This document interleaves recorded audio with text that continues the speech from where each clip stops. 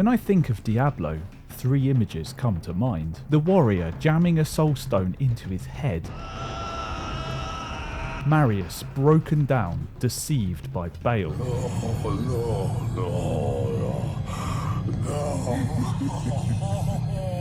You have done well, Marius. And the claustrophobic maggot lair.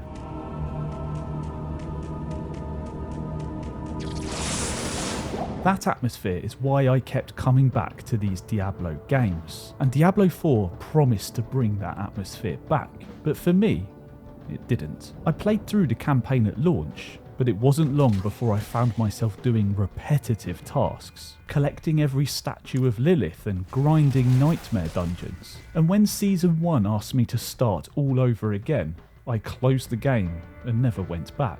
That promise to bring back Diablo 2's atmosphere mattered, because Diablo had always been about that mood first. The Butcher's Lair, the music of Tristram. It's a feeling that stuck with me long after logging out of these games. Diablo 4 did get some things right, but it left me feeling empty. And it's worth asking, why did those earlier games feel so unforgettable? And why did Diablo 4 leave me feeling so empty? In this video, I want to talk about why those early Diablo games have stuck with me for so long, and why Diablo 4 hasn't, and what this means about modern gaming and the forgotten fans.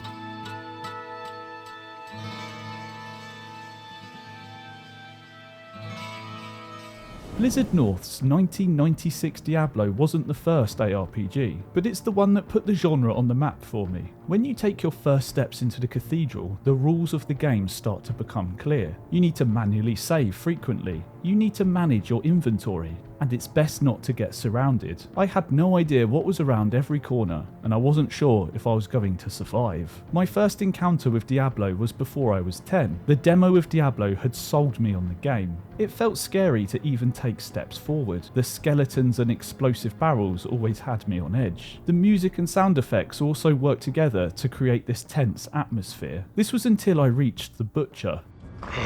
Fresh meat. And I promptly quit the game. At the time, that was too far for me, but playing it now as an adult has given me a new appreciation for Diablo. Every item that you picked up meant managing your limited inventory space. There was no stash back at home, and I ended up leaving items on certain floors and using that to manage my inventory. But I did have to make tough choices throughout the whole game. Could I take this sword?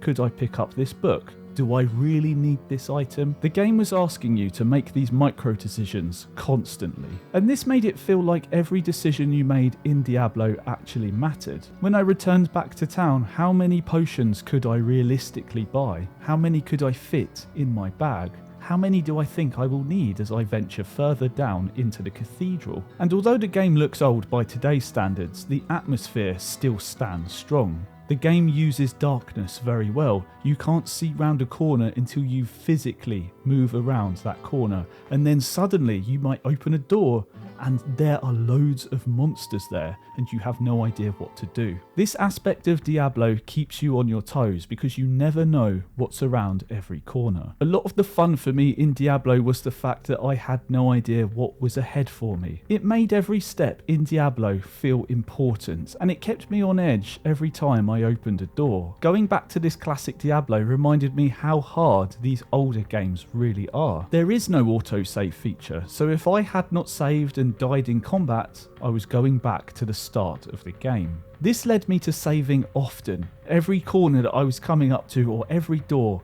I did a manual save, just in case. What was I going to discover around that corner? Could I even kill the monsters behind this door? Well, at least I had that save to fall back on. One of the biggest negatives I had for Diablo 1 was the fact that if I was to swing at an enemy, it is likely I will miss. So I'd just be standing there attacking, and the enemy would be attacking me and none of us would be hitting each other. One mechanic of Diablo that surprised me was if I was trying to melee a monster and they meleeed me first, it would interrupt my attack animation. This is what makes getting surrounded so deadly, because if you're consistently getting hit, you can't get an attack in, which means you can't kill any monsters and they're going to whittle you down very quickly. It was this mechanic that made the game feel different and stand out compared to the other Diablos in the series, where you might mow down monsters endlessly, whereas in this Diablo, I was fighting them one at a time through a doorway. But then Diablo 2 built on everything that Diablo 1 had established. There was a stash, there was more classes with an identity, and a whole online lobby system for multiplayer. This video is not sponsored, so I'd like to take this moment to thank everyone who's taken the time to join the Patreon or become a YouTube member. Your support means everything for me creating on this channel. Thank you so much, and if you'd like to take part in supporting the channel, then click the Patreon link down below. Why did I follow him? I don't know. Why do things happen as they do in dreams? All I know is that when he beckoned, I had to follow him. From that moment, we traveled together, east, always into the east.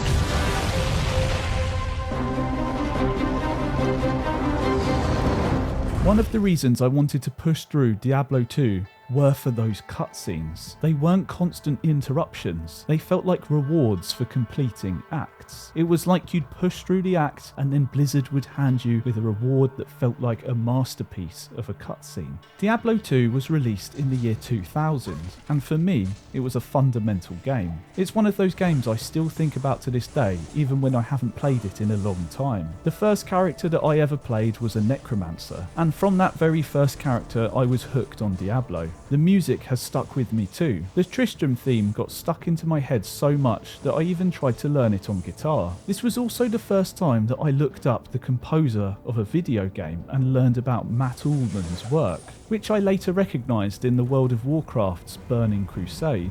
I played many characters both online through Battle.net and over LAN, but honestly, I did more LAN games with friends back then than I ever did online. For me, one of the standout parts of Diablo 2 is Act 2. Everything about that act is stuck in my head. The music, the desert setting, even the man that says, "You have done very well." You have done very well. The maggot lair is burnt into my memory in particular because of those tight corridors and the fact that there are these beetles that every time you attack them, they produce electricity and it's very easy to get killed. If you're playing this in multiplayer, it becomes even more of a challenge because you can't walk past each other. So quickly it becomes a traffic jam with the person up front taking massive amounts of damage. And then there was the Arcane Sanctuary. This area just looked very cool and unique compared to the rest of Act 2. Suddenly I was in an ethereal space that felt like it was in space. And then that led to finding out which of Tal Rasha's tombs was the real one. There's an area in the game where you need to find the correct tomb to progress the story.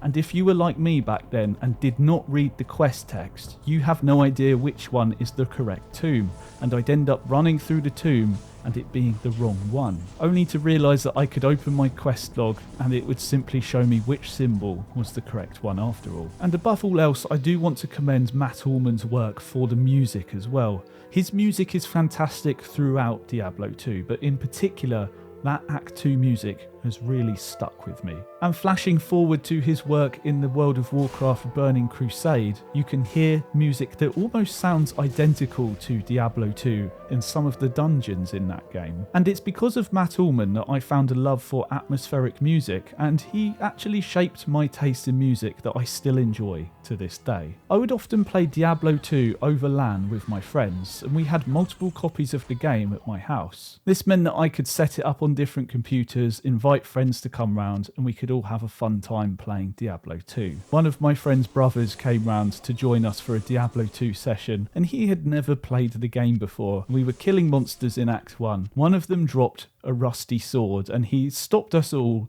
to say, "Does anyone want this rusty sword?" And at the time, I just found it really funny because it was such a useless item.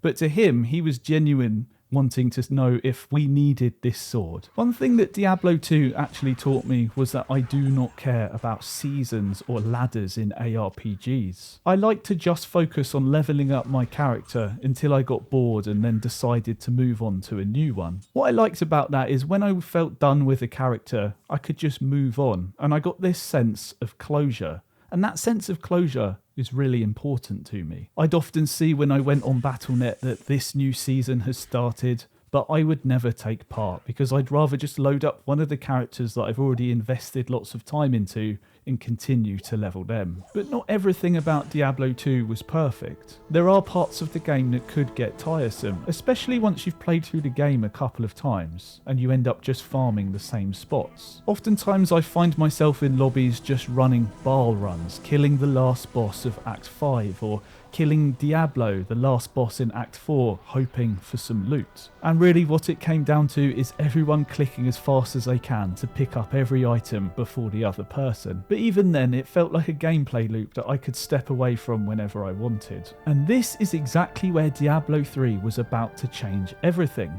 But it wasn't always for the better. In 2012, Diablo 3 broke records. Over 3.5 million copies sold in 24 hours. It was the fastest selling PC game of all time back then, and it sold a total of 30 million copies. And yet the very first thing that most of us saw was this error. It was always online, and the servers had just collapsed on day one. And once you got in, the big headline feature was an in-game auction house. And this auction house changed the gameplay loop completely. The gameplay loop of Diablo has always been kill, get some loot, and that equals progress. But now the gameplay loop was kill some monsters, then check the auction house. I personally remember once I had found a bit of gold, I immediately logged out of what I was doing to check the auction house, and very quickly I found a huge amount of upgrades for just a little bit of gold compared to the items that were dropping for me in my own game. As a player, you can't help it. You always gravitate to the fastest way to get stronger, and whether it makes the game worse or not, you're going to end up doing it. But the part of the auction house was even more controversial was the real money auction house. I remember thinking that now Diablo 3 had eBay. If I was going to get a rare item, maybe instead of equipping it, I should sell it. But even when it was just gold, it did change the whole experience. And one of the beloved characters from Diablo 1 and Diablo 2 ended up getting killed off in Diablo 3. Deckard Cain was a staple of the game, the old wise man that would ask you to stay a while and listen, and he would help you by identifying your items for you. But in Diablo 3, he was very quickly killed off. But for me at the time, I thought I would feel some sort of emotion about it, but the way the story was presented to me, it just fell a bit flat for me. Deckard Cain was replaced with Leah, who would be one of the main characters, and I just did not feel much connection to her. I felt more connection to Marius in Diablo 2 through those cutscenes than I did having to listen to Leah talk to me constantly throughout the Diablo 3 campaign. And I never even encountered Marius in my actual game time. It was just told through the story of the cutscenes. I do remember commenting that Diablo 3 felt far more cartoony than Diablo 2. While the cutscenes were very high fidelity, it just felt a bit like it detracted from my experience. But I wasn't really playing Diablo 3 for the story. I skipped every dialogue scene, I was skipping those cutscenes because it was all about the gameplay. And the gameplay was good. Diablo 3 felt very satisfying to kill demons, and it very quickly becomes how many demons can you explode on one screen. It was about becoming a god. It was about destroying as many monsters as possible in as many buttons as you can press in a second. Diablo 3 also added achievements, and it changed how I personally played the game. One of the achievements was to literally level up each class twice to level 60, and as a progress-orientated player, I couldn't help but chase goals like that. Even when people would tell me, why don't you just ignore them? For me, that just doesn't work. There's a voice in my head that says, you could easily achieve this, so you need to do it. But the irony is, I never did finish all the achievements, but I still played with that goal in mind. The achievements became the closure that I wanted to chase, because for me the story just wasn't doing it. And it did detract from my enjoyment of Diablo 3, even though part of me knows it's all my own fault for leaning into that. But at the same time, I think many of these achievements just should not be in the game in the first place. And in the base game of Diablo 3, the way to progress through the game was very much the same as it was in Diablo 2. It was play through the story, go through the acts, and then up the difficulty. and do it again. But with the expansion, the Reaper of Souls in 2014, this was now going to have spread open and there was going to be so much more to do. The Nephilim will stop you. No one can stop death. Now you could do rifts and greater rifts. There were now missions around the whole of the game world, and you could do all this whilst gearing up and climbing your way through many difficulties. Reaper of Souls was actually the first time I ever engaged with the season system. I created a demon hunter, and once I got the gear set that I was looking for, it became absolutely insane. I would put down 5 turrets and now my abilities were hitting for billions of damage. I could now explode entire screens of monsters, and for a while it is a lot of fun. These huge dopamine releases of monster explosions. But after endless rifts and greater rifts, it feels like it just ends up being very repetitive. So for me, Diablo 3 can be very fun, but it also can be very fleeting. I think Diablo 3 is best played in bursts. Sometimes I'll reinstall it, blast through a rift with my demon hunter, and melt everything on screen, but I never stick around for very long. It's not like Diablo 2 for me. I can still reinstall that game and end up playing through the story again many years later. Despite its flaws, Diablo 3 was a huge success. It sold tens of millions of copies, and to this day the gameplay is still very fun if you want to mindlessly melt some demons. But it did begin to plant those seeds of modern gaming. There was the always online requirement, there was the real money auction house, and it seems that those were hints of where things could be going. So when people started begging for Diablo 4, what Blizzard announced instead was Diablo Immortal. Is this an out-of-season April Fool's joke? It was a mobile game, and the reaction of fans said it all. Nobody was asking for this. Do you guys not have phones? Yeah, you guys all have phones, right? It felt like this was the moment when people's trust for Blizzard was beginning to break. Diablo 3 may have had error 37 and been always online, but you could easily overlook it because the game itself was still fun. But Immortal wasn't built to be Diablo 4. It was built for whales, players who have lots of money to spend. And they would spend thousands, even hundreds of thousands of dollars on the game. And for me, it's the first time I actively avoided an entry to the Diablo franchise. Why would I play Diablo Immortal when Diablo 3 was installed on my computer? And not just that, but it wasn't asking me for money just to progress the game. Since this is the only Diablo game on PC that I've never played, let's change that. In Diablo Immortal, you'll find players who have spent anywhere from $1,000 to $20,000 to upwards of $100,000. At least probably $30,000, $40,000. He's just got $3,000 just on a stack in the inventory. Actually, nah. Diablo Immortal was never going to be Diablo 4, and that's what people really wanted, and Blizzard knew it. So when they did finally announce Diablo 4, they made the promise clear. We're going back to what made Diablo 2 and 3 so great. And honestly, it worked. That first cutscene actually blew me away, and I remember turning around to my wife and saying, we have to play this. But that is Blizzard's trick, isn't it? Asmongold once said something along the lines of, Blizzard are always one cutscene away from getting everyone back. And for Diablo 4, they got me back.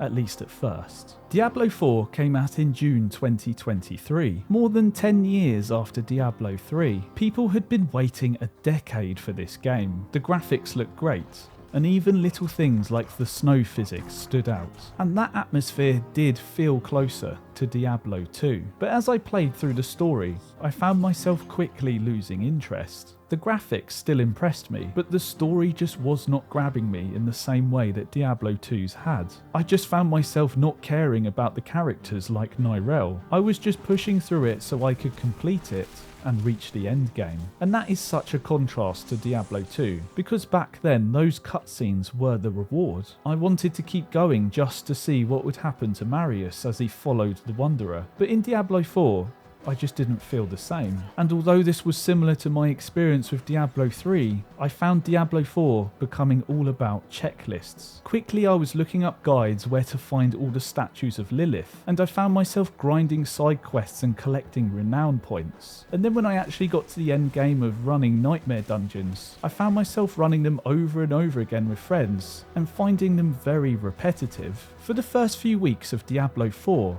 it felt fine. But soon I found myself not wanting to continue. I thought I wanted to 100% every zone, but the reality of actually doing it just bored me. And then when Blizzard announced Season 1, that was it for me. I decided to uninstall the game. I know most ARPG players actually love seasons, but for me, that was my breaking point. Rod Ferguson, the franchise lead, even said that modern players are just too consumptive. They don't actually want a classic Diablo.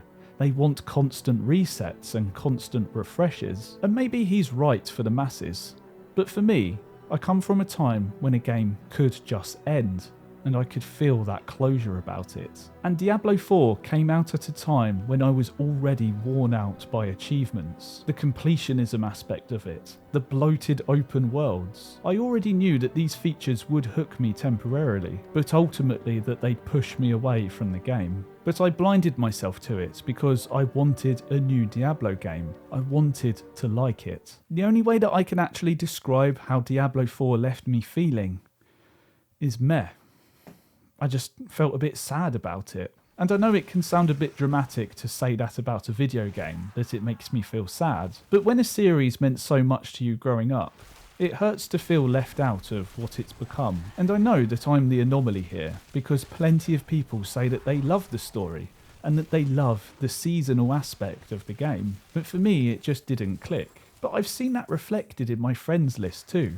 When the game launched, my Battle.net friends list was full because everyone was playing Diablo 4. But now, I don't see anyone playing it. But I do still see people playing Path of Exile on Steam. Some of my friends have been playing it for years, season after season. And so I gave it a go. And yeah, there is a lot to that game.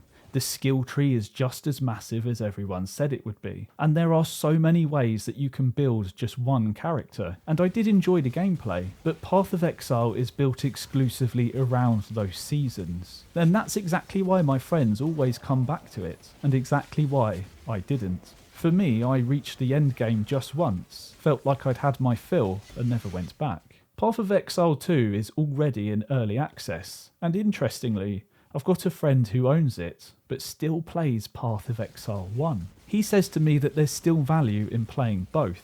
I've been waiting for Path of Exile to go free to play so I can give it a go myself. And while I will try it out, I don't really see myself playing it long term. Lost Ark also deserves a mention too, because when it launched in the West in 2022, it blew up. For many, it became that waiting room for Diablo 4. My friends poured hundreds of hours into this game, and at its peak it hit over 1.3 million concurrent players on Steam. It's one of the biggest launches in the platform's history, and while I enjoyed my time playing this game, it did feel like too much for me. It felt too MMO heavy for what I was looking for, and too dependent on microtransactions. Path of Exile feels like a full game that just happens to be free, but Lost Ark felt like a free game that constantly reminds you that it wants more from you. Above all else, it showed me just how hungry people are for ARPGs, but also how much the business model has shifted over time. And it's not just Diablo, because the whole gaming industry has changed. Big studios now almost default to live service models, battle passes, daily checklists, and dopamine-inducing engagement loops. I even talked about this in my recent Skate video. That series didn't get Skate 4, it just became Skate full stop, a purely online service that's built to run forever. Perhaps it somewhat mirrors what happened with Diablo and Diablo Immortal. And just like players were asking for Diablo 4, players were asking for Skate 4, and what was given to them isn't what they've been waiting for. The thing is, I don't actually mind grinding in these games. What I'm looking for is a game that makes me want to grind. A game that consumes me because I love it, not because a checklist nags me to log in. And that's the difference. And for me, Diablo 2 had that. but Diablo 4 didn't. So maybe games have just changed. And maybe I've changed too. But deep down I know that I still want that feeling. The one where all I want to do is to log back in to play for one more run. And I find that feeling getting harder to find. Diablo has shown me that there's a lot to love about the ARPG genre, and Diablo 4 showed me what pushes me away from it. Part of me still hopes that Blizzard will surprise us again. If they announce Diablo 5 tomorrow, I'd at least take a look. But Blizzard have already lost me on games that I spent thousands of hours playing when I was younger, on games like World of Warcraft. Maybe the best thing that Diablo 4 ever did was push me towards games that I felt respected my time. Games like Baldur's Gate 3, they give you everything up front and let you finish the game and leave satisfied. Because I'm not looking for a game that has endless content and lasts forever. Far from it, because I just want to play a game that feels like it has some sort of meaning to me. And maybe the real question of this whole video, is it Diablo that's lost its soul? Or have games simply stopped being made for people like me? And if you'd like to hear more from me, then click this video right here. Thanks for listening.